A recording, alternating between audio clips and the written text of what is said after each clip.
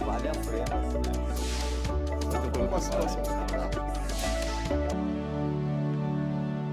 Olá, seja muito bem-vindo, seja muito bem-vinda. Hoje vamos falar sobre o Julho Verde, mês que celebra o Dia Mundial de Combate ao Câncer de Cabeça e Pescoço. E para falar sobre esse tema tão importante, estou recebendo os coordenadores da campanha Julho Verde da Sociedade Brasileira de Cirurgia de Cabeça e Pescoço. Recebo com muito privilégio a doutora Cristiana Vani, médica assistente do HC e CESP. E também, com muito carinho, recebo o doutor Antônio Bertelli, professor da Faculdade de Ciências Médicas da Santa Casa de São Paulo. Muito obrigado pela presença de vocês. É um privilégio realmente tê-los aqui para a gente poder abordar e falar exatamente de um tema, como eu disse na minha abertura, tão importante e de um tema, por hora, muito desconhecido para muitas pessoas. Doutora, falei mentira ou é por aí mesmo? Seja muito bem-vinda, muito obrigado. Obrigada, Marcos. Obrigada pela oportunidade. Você não falou absolutamente nada de besteira. O câncer de cabeça e pescoço ele tem uma incidência muito grande. Os últimos valores do INCA, inclusive, que é o Instituto Nacional do Câncer, a gente tem aproximadamente 640 mil casos de câncer por ano. Desses... Repita. 640 mil casos. Nossa, é muita coisa. Muita coisa. Sendo que o câncer de cabeça e pescoço vem ascendendo, infelizmente, nessa marca. O câncer em homens, ele já está em segundo, só perdendo para o câncer de próstata. E em mulheres, ascendeu para o quarto, tá? Principalmente o câncer de tireoide. Então, em cabeça e pescoço, são mais ou menos 40 mil casos ao ano e, infelizmente, 10 mil desses vão falecer. 10 mil desses vão falecer. Esse câncer, ele acaba desenvolvendo muito mais em homens ou muito mais em mulheres? Como é que está esse equilíbrio? Com as mudanças de comportamento e os novos fatores e hábitos de vida, eles estão quase equiparando, mas os homens ainda têm uma incidência maior. Muito maior. Doutora, eu queria que a senhora falasse um pouco mais sobre o seu currículo, sobre essa carreira tão importante e tão dinâmica, né? Obrigada. Que médico tem que estar estudando todos os dias, né? Não é verdade? É verdade, a gente se atualiza todo dia. Porque acho as tecnologias, que né? A ciência, ela vem muito rápido, né? A informação está muito instantânea, né? Então, assim, de manhã à noite a gente tem uma média de artigos científicos confiáveis, Sim. Bem relevantes. Sua especialidade? Então, eu sou cirurgiã de cabeça e pescoço. Tá. Vim de uma faculdade humanizada, que antigamente era o ZEC, que é a Universidade de Santo Amaro. Depois fiquei muitos anos na Faculdade de Medicina do ABC, onde fui assistente. Aí fiquei bastante tempo na cirurgia de cabeça e pescoço, fazendo bastante trabalho assistencial. E de um tempo para cá vim para o Hospital das Clínicas e agora, no começo do ano, incorporei o time do ICESP, do Instituto do Câncer de São Paulo. Aliás, deve ser um timaço, né? Deve ser não, com certeza, não? É um hospital que tem uma verba muito grande do governo. É uma referência, né? Então, a gente tem acesso a tecnologias de ponta, consegue dar um trabalho de bastante qualidade para o doente, apesar de ser falho ainda. A gente precisava de uns 10 ICESPs para dar conta, né? Com certeza. Quiçá, né? Quem sabe, né? Acho que Depois sim. dessa aprovação aí da Previdência, quem sabe os próximos passos, não é verdade? Que Tomara. seria extremamente importante. Apesar de que, como nós estamos também no estado de São Paulo e aprovando aí LDOs, no final do ano a gente vai estar aprovando exatamente vários temas importantes para 2020. Quem sabe a área da saúde esteja um pouquinho mais em destaque. Saúde e educação, né? Saúde e Porque, educação. infelizmente, esse câncer tem tanto, mas por medidas básicas a gente podia evitá-lo. Com certeza. Bom, deixa eu pedir licença aqui para a doutora Cristiana, porque eu quero apresentar agora o doutor Antônio Bertelli. Doutor, muito obrigado. O senhor é coordenador nacional dessa campanha maravilhosa de conscientização. Seja bem-vindo, viu? Muito obrigado. Obrigado. Eu que agradeço e a Sociedade Brasileira de Cirurgia de Cabeça e Pescoço também agradece a você e a TV Alesp por abrir esse espaço e essa oportunidade de divulgar uma campanha tão importante como essa. Como é que está a campanha? Então, a campanha visa chamar a atenção para o público leigo da importância do câncer de cabeça e pescoço. Então, como você mesmo disse, é um tumor que é praticamente desconhecido da população em geral. Quando a gente fala em câncer no homem, a gente lembra da próstata, a gente lembra do pulmão. Quando a gente fala na mulher, a gente lembra da mama. talvez do colo de útero. Exato. Mas como a Cris disse, esses tumores de cabeça e pescoço são muito frequentes no homem e na mulher e eles sempre estão entre os 5 mais cotados ali, tanto em incidência como em causa de óbito, e a gente não lembra deles. O público leigo sequer ouve falar de câncer de cabeça e pescoço. Então, uma iniciativa da Federação Internacional de Sociedades de Cirurgia de Cabeça e Pescoço e de Cirurgias Oncológicas, que decretou o dia 27 de julho como o Dia Mundial de Prevenção e de Atenção ao Câncer de Cabeça e Pescoço. Bacana. E aí, pegando carona, a Sociedade Brasileira decretou julho como o mês de atenção e trazendo esse movimento que já existiam com câncer de mama, com câncer de próstata. Então vamos levantar a bola também do câncer de cabeça e pescoço, porque ele é um câncer que ele é muito fácil de se prevenir e a gente ainda vê no Sistema Único de Saúde no Brasil casos avançados, casos muito avançados. Infelizmente, a nossa realidade, 70% a 80% dos casos, quando chegam na Santa Casa, para mim, ou no ICESP, para a Cris, são casos avançados em que o tratamento é um tratamento muito difícil e muito penoso para o paciente. Tá. Gostaria que o senhor falasse exatamente também do seu currículo, se apresentasse e como é que estamos com a Santa Casa. Inclusive, recentemente tivemos um grande evento aqui das Santas Casas, aqui na Assembleia Legislativa. Sim. Eu fiz toda a minha formação na Santa Casa de São Paulo, faculdade, depois fiz o cirurgião de cabeça e pescoço. Ele é um cirurgião, então ele faz medicina, depois ele faz cirurgia e depois cirurgia de cabeça e pescoço. Então são 10 anos de formação. Hoje existe a possibilidade do otorrino também se especializar como cirurgião de cabeça e pescoço. Mas é interessante frisar que são especialidades diferentes. Então o cirurgião de cabeça e pescoço trata mais de cirurgia oncológica, de câncer e de tumores em geral. Tá. E estou na Santa Casa até hoje. Então lá eu faço o atendimento ao Sistema Único de Saúde. As Santa Casas têm um papel primordial, não só em São Paulo, Fundamental. mas no Brasil para sem dúvida, tratamento da população. E apesar de todas as dificuldades que a gente sabe que as Santa Casas vêm enfrentando, a gente ainda oferece um tratamento de ponta e a gente faz o máximo que a gente pode pelos pacientes. Aliás, quando eu disse do evento, né, é porque os parlamentares estão apoiando, estão numa luta incessante exatamente para que realmente as Santas Casas tenham uma verba maior para continuar esse trabalho maravilhoso aí, salvando e resgatando vidas, não, doutor? Exato. Não é verdade? Doutor, me tira uma dúvida, e aí uma dúvida até particular minha, e pode estar sendo agora do nosso telespectador, né? Não tem nada a ver com um cirurgião neuro, é isso? Não tem nada a ver. Então, essa é uma dúvida muito frequente. Às vezes até colegas médicos têm essa dúvida, então não há vergonha nenhuma em haver essa confusão. Sim, né? sim. Então, o neurocirurgião, ele trata das doenças do cérebro e da medula.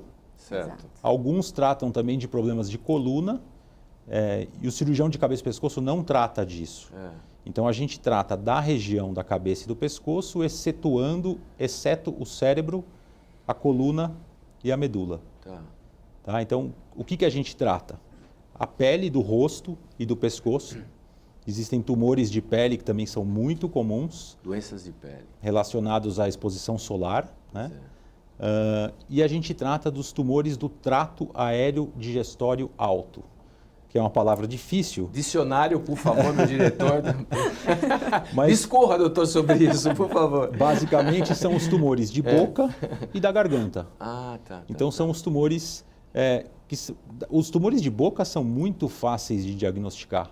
Né? É um exame clínico comum com uma espátulazinha e uma fonte de luz que hoje em dia a gente tem no próprio celular. Você já consegue examinar a boca e achar uma lesão suspeita de um tumor. Deixa eu só pegar um gancho. O dentista, o odonto, ele pode ajudar vocês nesse processo sem aí? Dúvida, sem dúvida. O problema é que a nossa população também tem um acesso muito limitado aos dentistas. É isso mesmo. Mas nos países de primeiro mundo, quem faz a suspeita ou muitas vezes faz a biópsia para ter o diagnóstico de um tumor de boca é o dentista, é o odontologista. Aí o senhor estava continuando, né? Eu interrompi o senhor. Então, boca, garganta, e aí a garganta é onde estão as amígdalas, onde está a língua, a parte de trás da língua e as cordas vocais. Aí já é um pouco mais difícil, aí é talvez um exame um pouco mais detalhado, é isso. O exame, ele é mais difícil, então é um profissional ou um cirurgião de cabeça e pescoço, ou um otorrino que tem que fazer. Mas o sintoma, ele chama muita atenção. Aliás, quais são esses sintomas, hein? Então, são diversos? Depende da região da cabeça e do pescoço. Mas os tumores de corda vocal, por exemplo, os tumores de laringe, a pessoa fica rouca. Então é um sintoma, uma rouquidão que passou de 2 semanas e não melhorou. Então todo mundo já foi num show, numa festa, num jogo de futebol, gritou demais, no dia seguinte estava rouco. Olha, doutor, deixa eu só pegar um outro gancho aí, eu não poderia perder a piada, porque assim, eu sou São Paulino e faz muito tempo que eu não grito. Aliás, eu grito de raiva, viu, doutor? Pois é. Pode continuar. Então assim, se essa rouquidão não desaparece... Em 2, 3 dias, uma rouquidão do jogo de futebol, depois de 2, 3 dias a voz volta ao normal. Sem você fazer absolutamente nada. Se a rouquidão passar de 2 semanas, principalmente se o indivíduo fuma, é obrigatório fazer um exame para ver as cordas vocais. Porque com esse exame você pode fazer o diagnóstico inicial, precoce, de um tumor que está começando. De quanto em quanto tempo esse exame deveria ser feito? Depende do sintoma. Não existe na pessoa que não tem o sintoma, não existe a recomendação de se fazer. Mas a pessoa que tem o sintoma deve procurar auxílio para fazer um exame que é um exame simples. É um exame parecido com uma endoscopia, mas uma câmera entra pela boca ou pelo nariz e vê as cordas vocais com o paciente acordado, não precisa de sedação. É um exame muito, muito simples e fácil de ser feito. Doutora, é só rouquidão ou existem outros sinais assim um pouco mais avançados? Existem outros e muitos sinais. A gente, inclusive o slogan da campanha agora é o câncer está na cara e às vezes a gente não vê. Olha que legal. Então assim, eu brinco pelo menos quando eu vou explicar, toda lesão de pele da cabeça e do pescoço, então testa nariz, bochecha, orelha, queixo, certo? Que estão alteradas. Às vezes a gente confunde com uma espinha que não cicatriza, uma picada de bicho, aquela cutucadinha que você vai passando a unha e aí um dia coça, um dia sangra, um dia desaparece, um dia volta. Então todas as nossas lesões, elas são facilmente detectáveis. A única coisa importantíssima, como o Bertelli falou, é o tempo. Em 15 dias, 3 semanas no máximo, não sumiu, procura ajuda.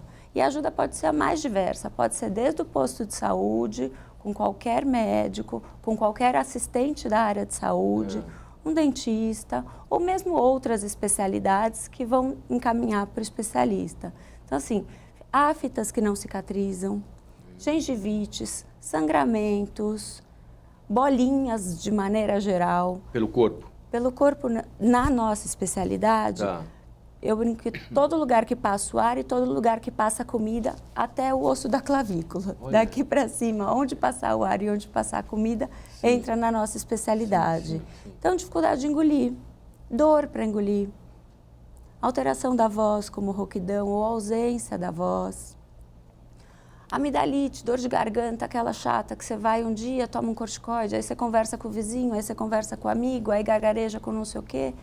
E o negócio vai indo. O tempo hoje ele está muito escasso, então a gente não presta atenção. Sim, com certeza. De repente você vai ver, você já está com 2, 3 meses de evolução. E esse é o nosso grande problema. E que aí já é um caso um pouco mais grave. Exatamente. Então assim, eu adoro essas cirurgias grandes e anatômicas e reconstrução. Inclusive o doutorado foi em relação a isso. Eu também adoro estudar de guerra, mas eu não quero que tenha uma guerra. Eu não quero mais que tenham essas lesões preveníveis. Então, a gente não precisa chegar nesse ponto. A doença vai existir, existem 1000 fatores, 1000 evoluções e até coisas que hoje a gente não pode controlar, como alterações genéticas, que logo em breve a gente vai conseguir. Mas a detecção precoce e a prevenção, a não exposição aos riscos, então, assim, a gente sabe que qualquer forma de tabagismo, cigarro, narguile, cigarro eletrônico, cachimbo, charuto, mascabetel, que é aquele hábito de indianos, todos esses geram um trauma direto na mucosa da boca e da orofaringe. Esses são alguns dos fatores de risco. Sem dúvida. O tabagismo é o principal. O tabagismo é o que está talvez aí mais escancarado, né? Como diz o slogan, né? Está na nossa cara, quer dizer, está na nossa boca. Na minha não, porque eu não fumo, né? Mas, infelizmente, na boca de muitos muitos cidadãos Sem e dúvida. muitas mulheres também. Quais outros fatores? Você está falando da pele, né? Tem a Sim. ver com... Assim como eu falei com o senhor que o dentista ele pode ajudar nesse processo, a dermato também Sim. é uma grande aliada, né? Profissional. Tumor de pele a profissional. gente tem bastante gente que trata, né? tá. Então não só o cabeça e pescoço, não só o dermatologista, não só o cirurgião plástico, até o cirurgião geral, lesões pequenininhas, pequenos tumores podem ser ressecados. E lembrar que tudo que é tirado do nosso organismo, seja uma unha, tem que ser analisado, tem que ir para uma biópsia. Tá. Tá? Então, o de pele, bastante gente consegue ajudar. Tá? Apesar da exposição solar e a quantidade de pele que a gente tem no organismo é muito grande. Pois é. Então, basicamente, é calor local e proteção solar. Chapéu, boné, cuidados com as pessoas mais distantes de áreas agrárias, áreas rurais, né? Tá. Na pele, já que a gente está falando na pele, como é que a pessoa pode identificar algo que esteja fora de um padrão normal? Uma mancha, uma feridinha, a doutora já falou alguma coisa. Por exemplo, assim, a pele um pouco mais vermelha em alguma região do pescoço e rosto, como que a pessoa pode detectar isso? A parte mais suscetível a esse tipo de lesão é a parte de cima do rosto que tem maior exposição solar. Tá. Né? Então, por exemplo, o lábio inferior, que recebe mais exposição solar, tem muito mais tumores do que o lábio superior, que está, de uma certa forma, protegido da exposição solar. Interessante, eu não sabia. Eu pensei que era uma coisa muito igual. Bem ou mal tem a sombra do nariz, né? Pois é. E aí o meu... se ficar de perfil aqui, meu narigão... eu sou árabe, né? Neto de árabe. Então, imagina, o narigão aqui já protege bem meu lado. Exatamente.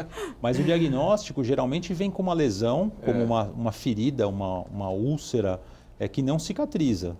E aí a pessoa fica cutucando, mexendo, sangra, cria uma casquinha, a pessoa tira a casquinha. Esse é o perigo, né? Exatamente. E aí sangra, a pessoa pensa que é uma feridinha, um machucadinho e vamos embora, né? Exatamente. E assim, uma lesão pequena, como a Cris falou, o dermatologista trata, o cirurgião plástico trata, às vezes até com anestesia local. Você tira a lesão e o paciente está curado daquele câncer de pele. Tá. Agora, a gente recebe lesões enormes, em que a gente tem que fazer uma cirurgia que muitas vezes mutila o paciente. Então, tirar a parte do nariz. Eu já vi isso aí. Como é que fica? Existe uma reconstrução? É até importante o senhor falar, porque Claro. eu já fui... inclusive, minha mãe, recentemente, ela teve que fazer... Ela teve um câncer, né? E foi se tratar no HC, no Hospital de Câncer do HC. E a gente chegando ali, eu acredito que também, onde vocês estão, estou falando especificamente do HC por conta dela.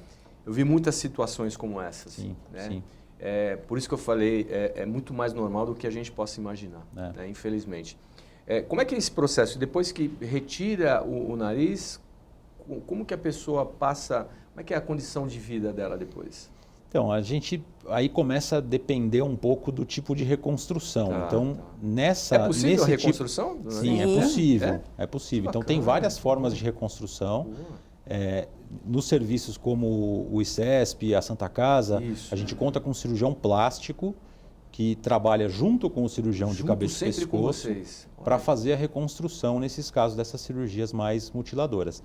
O nariz a gente consegue reconstruir, né?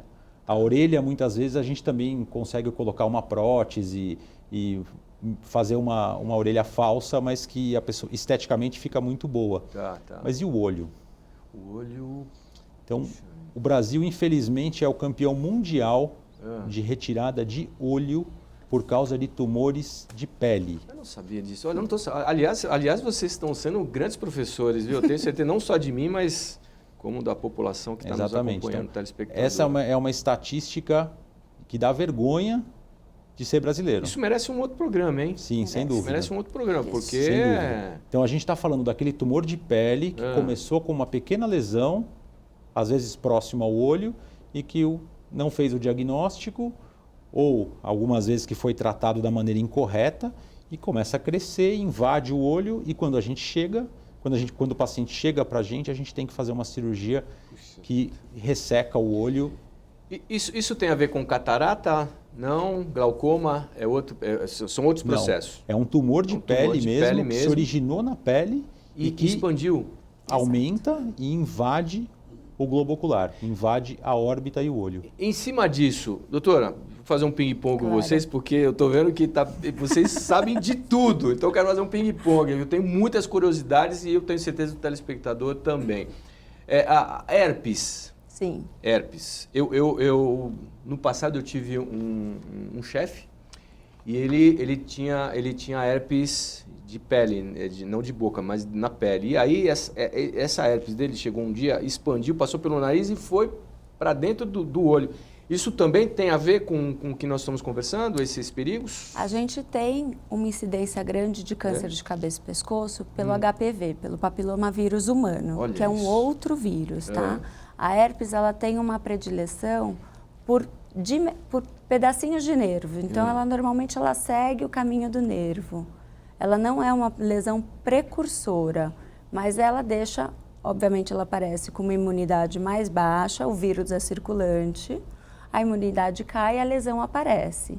Essa lesão é mais suscetível à exposição solar, é uma área tecidual já alterada. Tá. Então, se não tomar cuidado, ela também pode virar.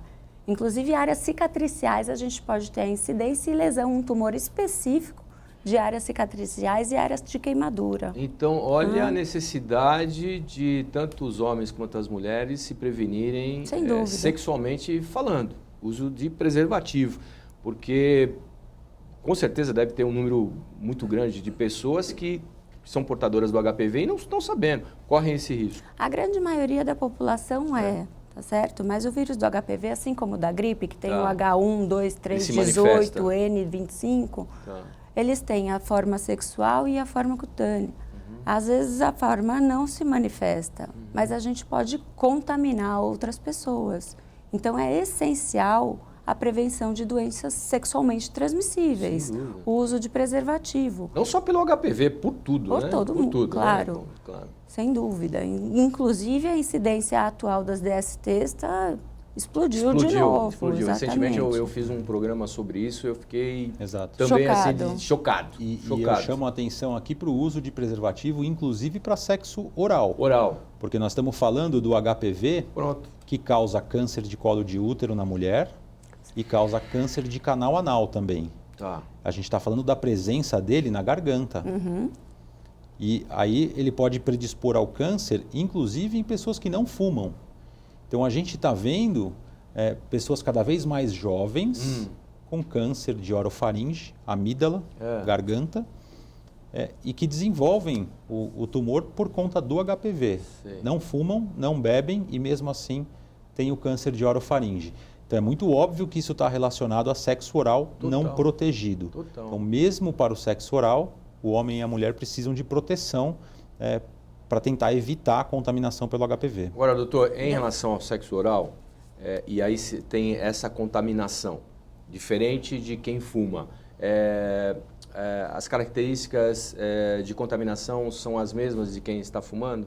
A rouquidão, essa questão toda? Os sintomas são os Os mesmos. sintomas, eu falei errado. Os sintomas, né? Os sintomas são os mesmos. Tá. Então, o câncer na garganta, Tá. ele parece uma amidalite. Tá. Então, é aquele indivíduo que vai ao otorrino, vai ao médico várias vezes, trata a amidalite Nunca porque ele sara. tem dor para engolir, toma antibiótico e ele nunca melhora. Então, passou de 2, 3 semanas, o médico precisa examinar e precisa ver. Então, a queixa mais comum é a dor para engolir. E uma queixa comum também é o aparecimento de um nódulo no pescoço. Tá. Então, todos esses cânceres de garganta, de boca, frequentemente eles dão metástases ou ínguas para o pescoço. Então, popularmente chamado... Aparentemente ela fica bem visível. Fica. Quando vão crescendo. E o paciente ele percebe o nódulo no pescoço e procura um médico. Né? Então, a gente é chamado carinhosamente de cirurgiões de cabeça e caroço, porque a gente trata dos caroços no pescoço. Que bom. Doutora, a senhora queria... Eu gostaria de deixar bem frisado que é qualquer tipo de sexo, seja sexo vaginal, anal ou oral. Sim, sim. Ele precisa ser com preservativo. Recomendação valiosíssima essa, sem dúvida nenhuma. Isso vai diminuir, porque a população atual dos jovens até 13 anos estão sendo vacinados contra o HPV. A gente tem vacina. Mas como tem várias cepas, tem as cepas piores, mais agressivas e as mais amenas. Sim, sim. Então, a tendência com a educação, orientação, prevenção e associação à vacina é que essa taxa caia, né?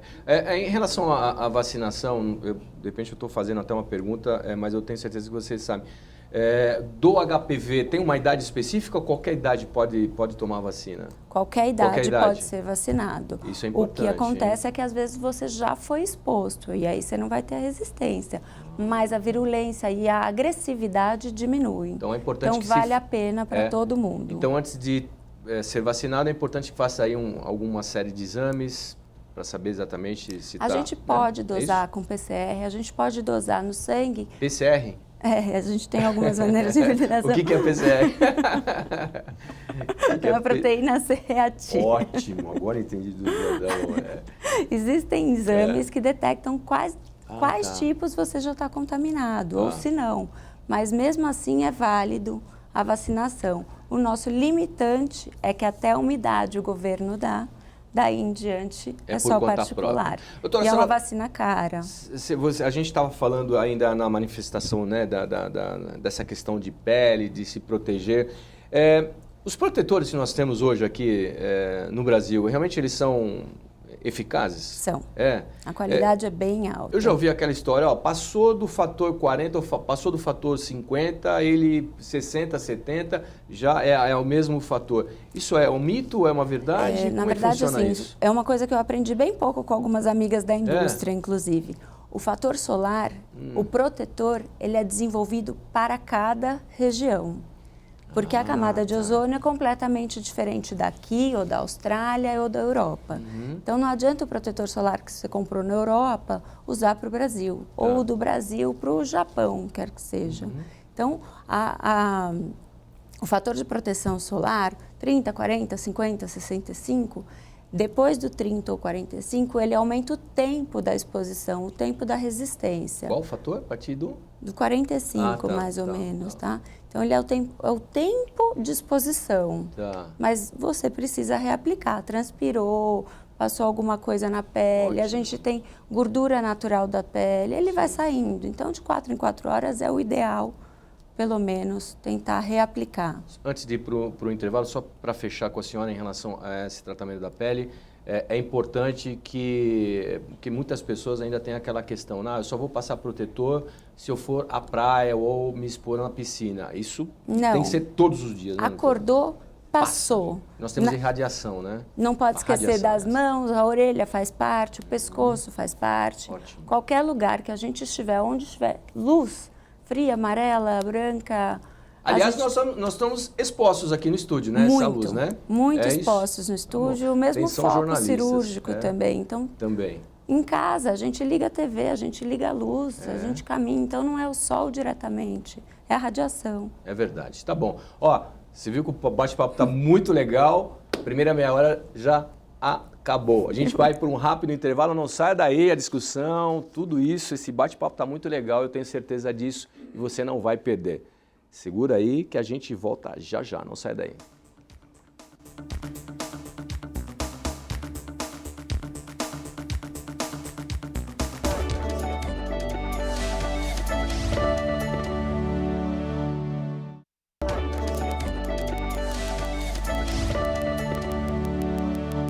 Olá, a parte final do programa em discussão, hoje abordando o Julho Verde, o mês que celebra o Dia Mundial de Combate ao Câncer de Cabeça e Pescoço. Estou recebendo os coordenadores da campanha Julho Verde da Sociedade Brasileira de Cirurgia de Cabeça e Pescoço, a doutora Cristiana Vani, médica assistente do HC e CESP, e o doutor Antônio Bertelli, professor da Faculdade de Ciências Médicas da Santa Casa de São Paulo. Doutor, fala um pouquinho da Santa Casa. Como vai a Santa Casa? Ou como estão as nossas Santas Casas? A Santa Casa de São Paulo passou por momentos difíceis, né? Felizmente, no último mês, a gente superou o número de cirurgias que a gente fazia antes da crise. Então, significa que a Santa Casa está se recuperando da crise e que já do meu departamento, que é o departamento de cirurgia, a gente já consegue fazer um número maior de cirurgias do que a gente fazia antes da crise. Ainda existem algumas limitações que estão relacionadas ao financiamento ou ao subfinanciamento do Sistema Único de Saúde, então relacionado a medicamentos, a alguns tipos de tratamentos em que a gente tem alguma dificuldade, mas dentro do que o Sistema Único de Saúde oferece, o tratamento, sem dúvida nenhuma, é um tratamento de ponta. Doutora, e o ICESP? Me fala um pouco sobre o ICESP também, que é sensacional. Já estive lá, já acompanhei alguns casos de familiares e eu sei realmente da maneira que todos vocês, todos os profissionais da área de saúde têm um carinho muito grande, viu? Muito bom. Parabéns por todo o trabalho lá. Mande um abraço para todos lá da Santa Casa e também do ICESP, viu? Obrigada. Na verdade, a gente tem favorecimentos, né? Em São Paulo, a gente tem grandes centros, Claro. Principalmente na área privada, mas na área pública. O ICESP é um hospital relativamente novo, com bastante condição, mas infelizmente ainda não dá conta da demanda. Tem uma demanda reprimida muito alta, muito alta.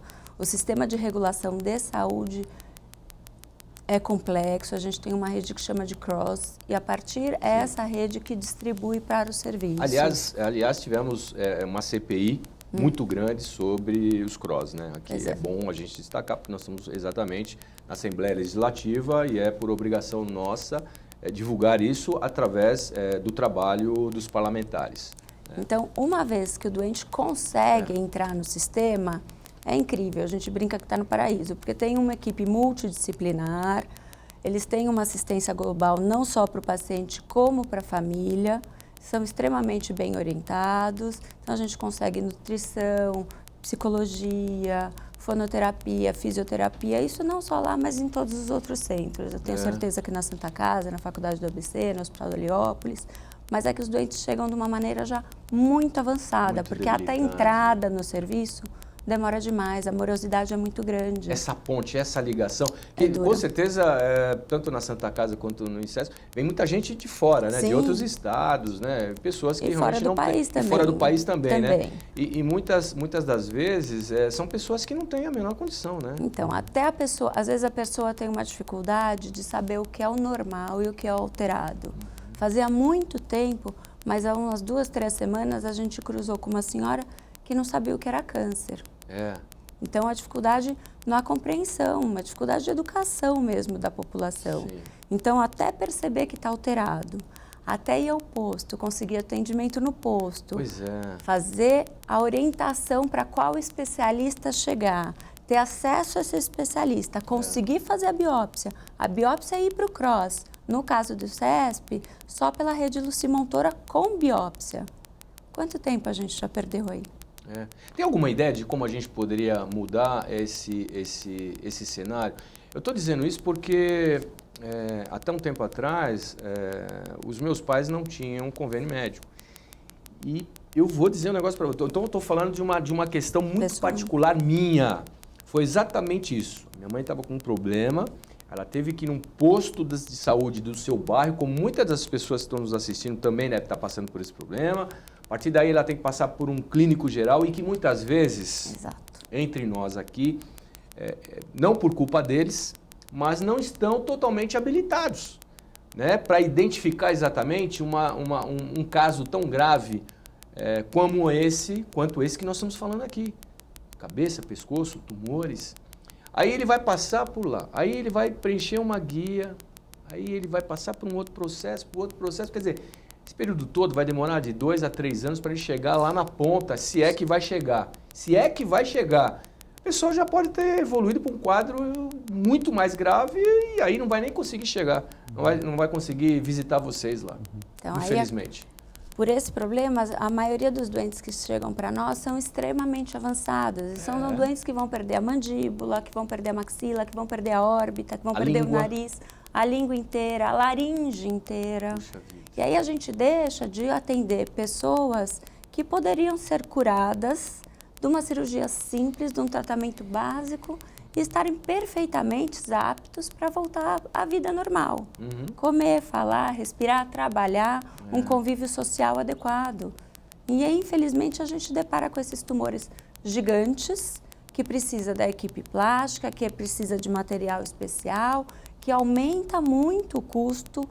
Uma cirurgia de um tumorzinho inicial de língua, que a gente chama, às vezes, uma papilomatose, que é o precursor do HPV que vai desenvolver o câncer. É uma cirurgia com anestesia local de meia hora. Tira um pedacinho da língua, acabou o evento.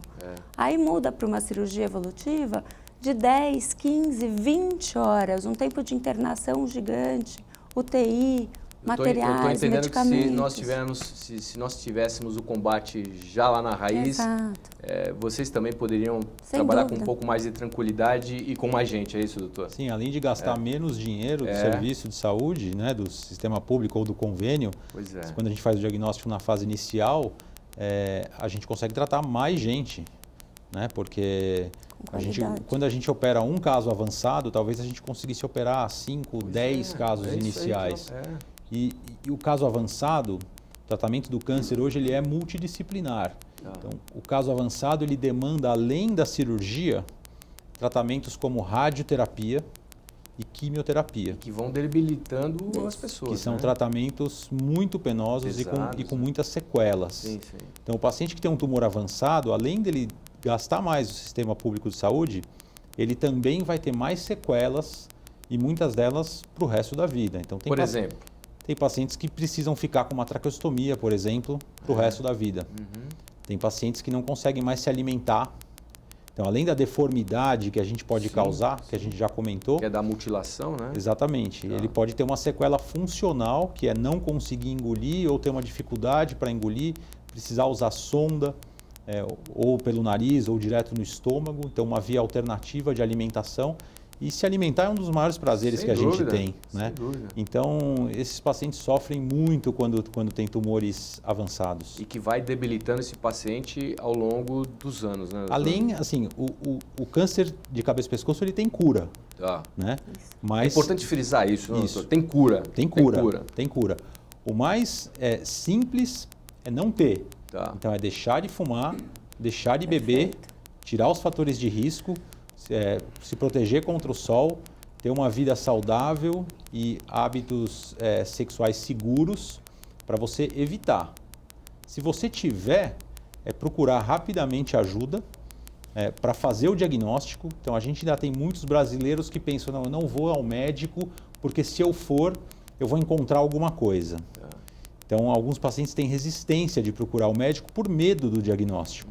E a gente sabe que quanto mais rápido a gente fizer o diagnóstico, maior a chance de cura. Então, além da gente curar mais os tumores iniciais, os pacientes têm muito menos sequelas. Então, a gente reabilita muito melhor o paciente que tem um tumor inicial do que o paciente que tem um tumor avançado. Então, o paciente com tumor inicial, ele volta a trabalhar, ele volta a ter vida social, vida normal. Ele volta à sua vida normal. Vida que segue, né? Exatamente. Tá? E esse tratamento multidisciplinar ele é muito importante, porque não só o médico, mas a fonoaudióloga, a psicóloga, a nutricionista, o odontologista, todos têm um papel fundamental para essa reabilitação. Então, nos grandes centros, hoje em dia, a gente tem essa equipe multidisciplinar disponível para tratar desse paciente. E é um contrassenso, porque você citou convênios médicos. Pois é.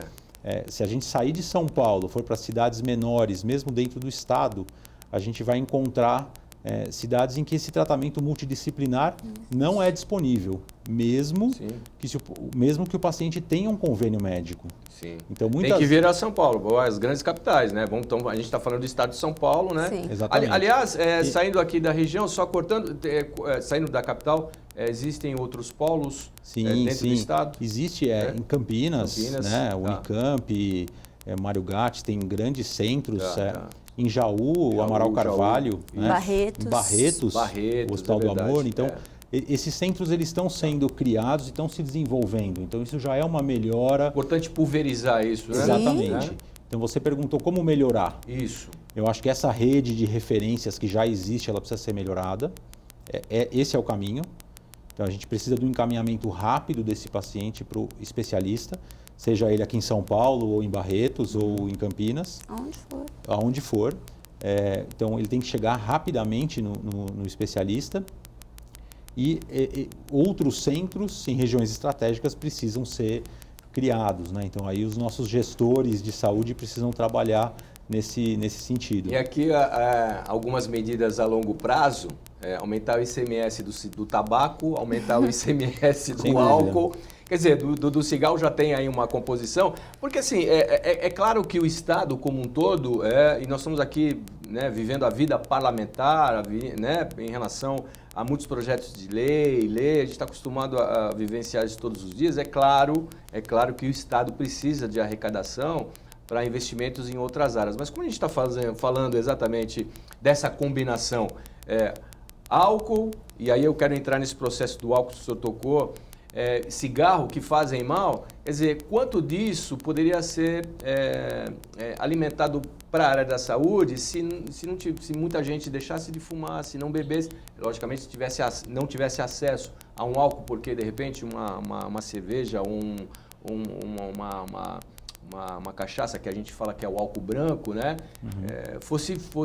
Não tivesse tanto acesso assim, e o tabaco também, quer dizer, é uma transposição, né? Não é mais ou menos isso? Vocês concordam também? Sem dúvida. Quer dizer, você deixaria de arrecadar numa ponta, mas deixaria de gastar na outra, né? E muito mais do que isso. Limitar o acesso. A vida não tem preço.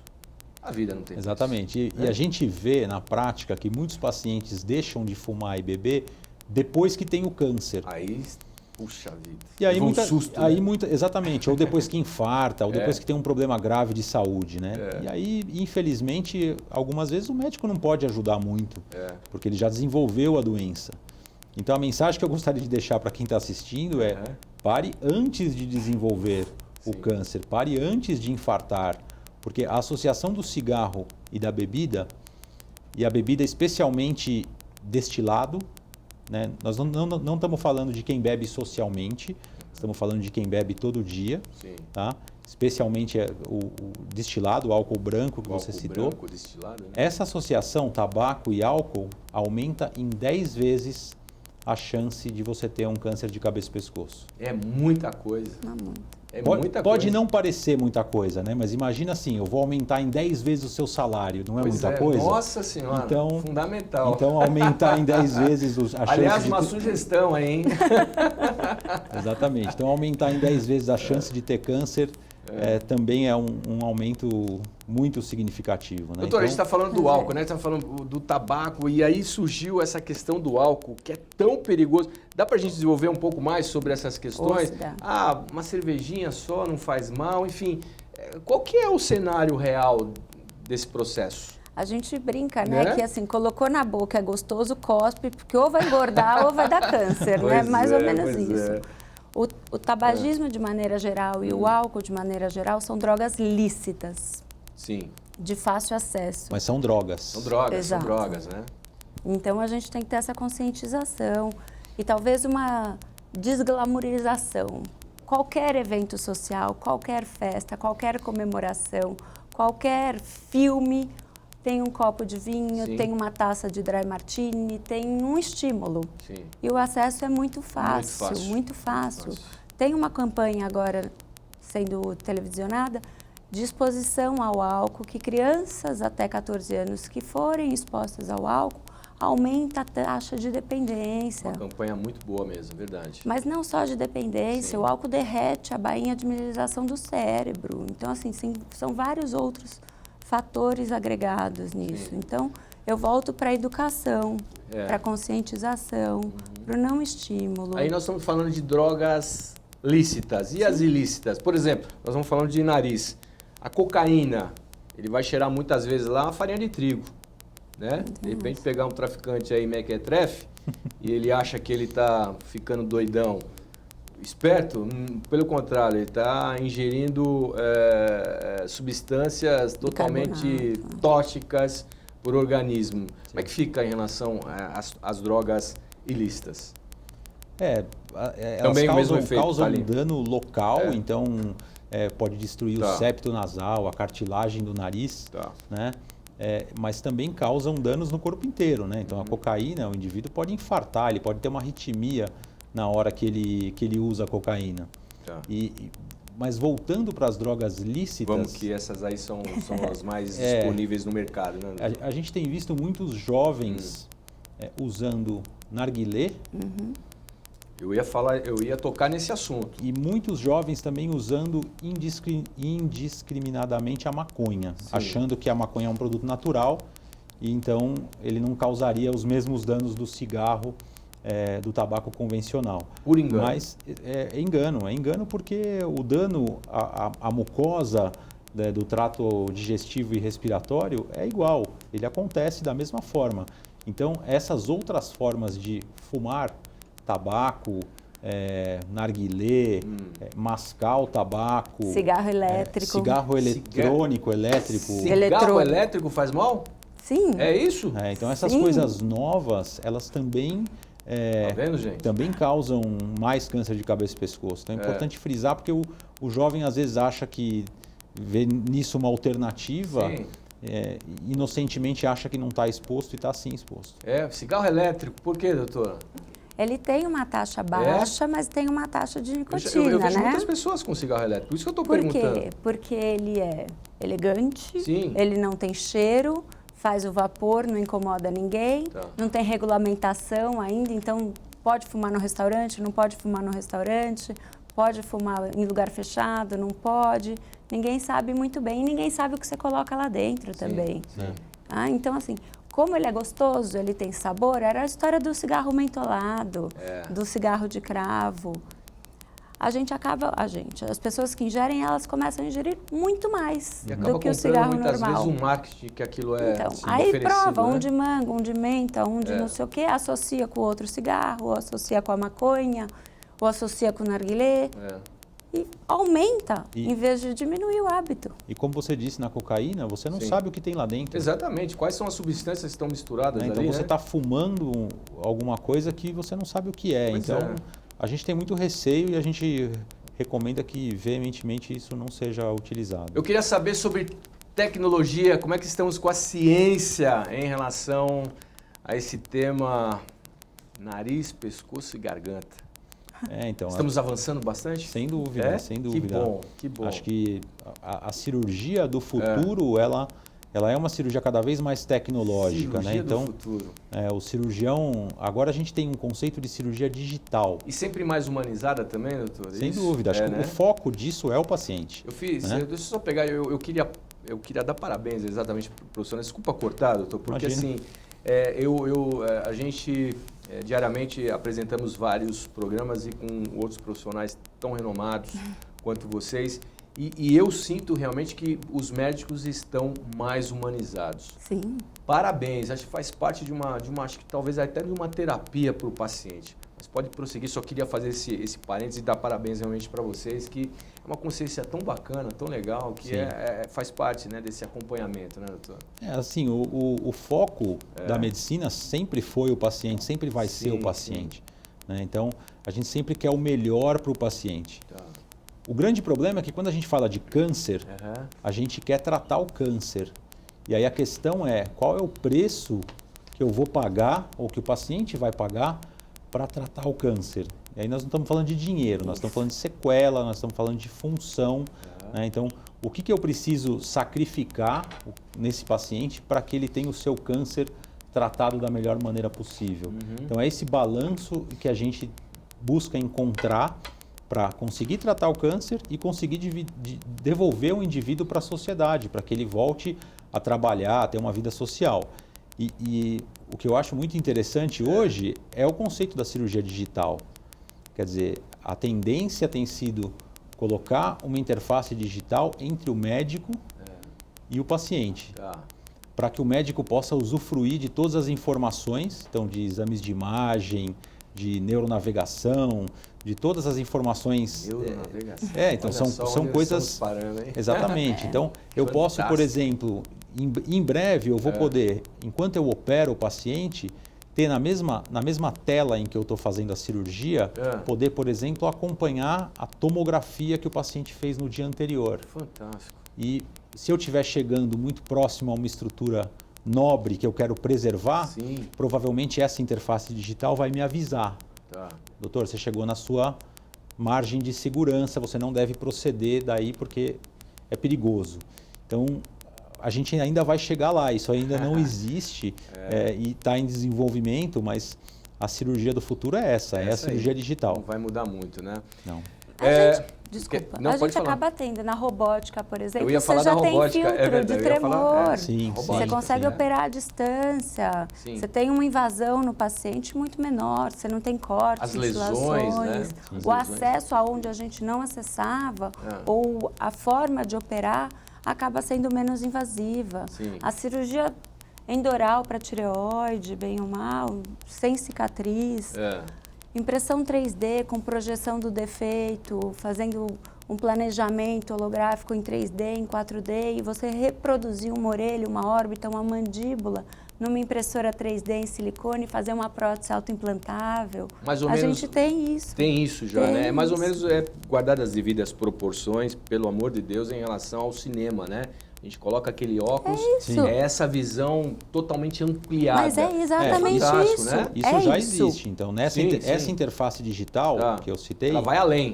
ela permite ao médico enxergar muito mais do que a olho nu. Então, algumas interfaces hoje em dia já são tridimensionais, então eu enxergo em 4K e enxergo em 3 dimensões. Sensacional. Então, o cirurgião se sente dentro do paciente, literalmente.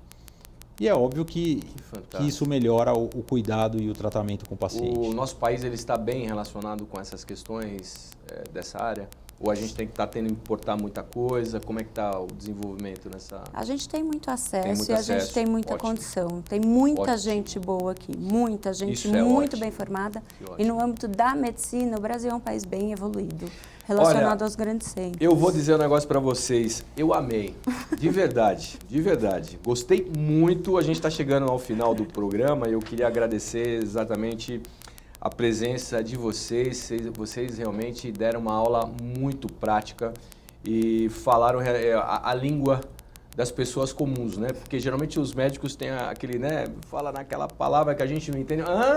Não, mas falaram bonito, fácil, mandaram a mensagem, discorreram sobre o assunto como poucos. Mas eu queria falar exatamente, para a gente ir encerrando, 11 de julho, Casa das Rosas, tivemos um grande evento e já preparando também para a nossa caminhada. Quem quer falar de uma coisa, quem quer falar da outra? Agora vocês se dividam. No dia 11 de julho, a gente esteve na Casa das Rosas, ali na Avenida Paulista. Existe uma das cirurgias das quais a gente pode prevenir bem mutiladoras, é a laringectomia total, onde a gente tira o órgão onde tem as pregas vocais. Então, o paciente deixa de se comunicar. A gente tem maneiras de reabilitar esse paciente. Tem prótese vocal, tem uma voz esofágica e tem um vibrador que gera uma voz mecânica. E tem um grupo de pacientes laringectomizados e reabilitados que fazem um coral. E foi a apresentação desse coral no dia 11. Deve ter sido mágico, com certeza. É bem emocionante. Doutor, e a caminhada? Então, a caminhada... Aliás, tá tudo bem? Tá fisicamente bem, perfeito para essa caminhada? Perfeito, Eu vou nessa caminhada, hein? Já estou me preparando. Tá correndo 5K, 10K? Como é que tá, doutor? Não, é só uma caminhada. É só uma caminhada, Esse né? ano ainda não vai ser uma corrida. Eu que estou exagerando, né, Exatamente. Assim, a gente quer envolver pacientes nessa caminhada. Claro, né? Então, acho que é importante aqueles que passaram por um câncer de cabeça e pescoço estarem presentes. Vai acontecer no Parque do Ibirapuera, no dia 28 de julho. Aqui no Parque do Ibirapuera, Aqui no Parque do Ibirapuera, em São Paulo. Sabe qual portão que é para as pessoas se localizarem? Eu mais sei ou que menos? é próximo à Arena. Em frente ao Museu Afro. Em frente ao Museu Vai ser o Afro. Que ponto dia de que é? 28 de julho. 28 de julho. 8 horas da manhã. 8 horas da manhã. Vão ter várias atrações, além da caminhada em si, vai ter yoga, vão ter várias atrações relacionadas à vida saudável. Aliás, eu faço yoga, e yoga para alguns é sensacional, muito bom, recomendo. Então a gente quer, na verdade, chamar atenção para a campanha e reunir o maior número de pessoas que passou, que teve algum parente, algum amigo, familiar, né? que passou pelo câncer de cabeça e pescoço. E que possa estar presente para levantar a bola da campanha mesmo e chamar a atenção da mídia. É para divulgar. Para divulgar. Para divulgar. Sem dúvida. Tá bom. E em parceria com a Secretaria do Verde também. Secretaria do Verde, que importante, hein? Já tivemos aqui a Secretaria do Verde que realmente vem desenvolvendo um belíssimo trabalho. Doutora, muito obrigado. Eu que agradeço. Suas últimas considerações, o programa é seu, por favor.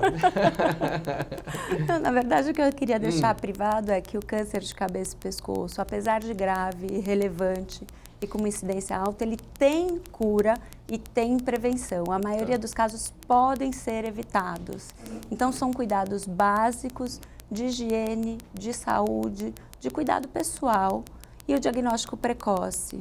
Então, é conscientização para se olhar, para se ver, e que às vezes ele está na cara, está na boca, está na língua. Muito obrigado. E que a gente está à disposição. Muito obrigado. Gratidão de verdade, doutor. O programa foi seu também.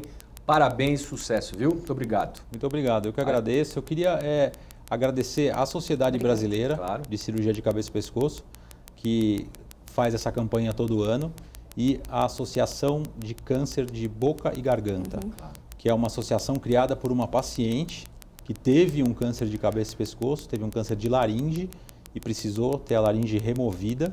E ela vem lutando para que no Brasil a gente melhore as políticas públicas com relação ao câncer de cabeça e pescoço. Então essa associação é chamada ACBG e é uma associação muito importante porque envolve os pacientes que tiveram ou que têm o câncer de cabeça e pescoço. Gratidão também. Recado dado, a gente vai encerrando o programa em discussão, onde nós falamos sobre Julho Verde, mês que celebra o Dia Mundial de Combate ao Câncer de Cabeça e Pescoço. Eu conversei aqui com a doutora Cristiana Vani, também com o doutor Antônio Bertelli.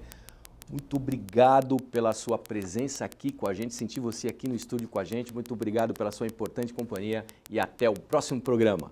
Tchau!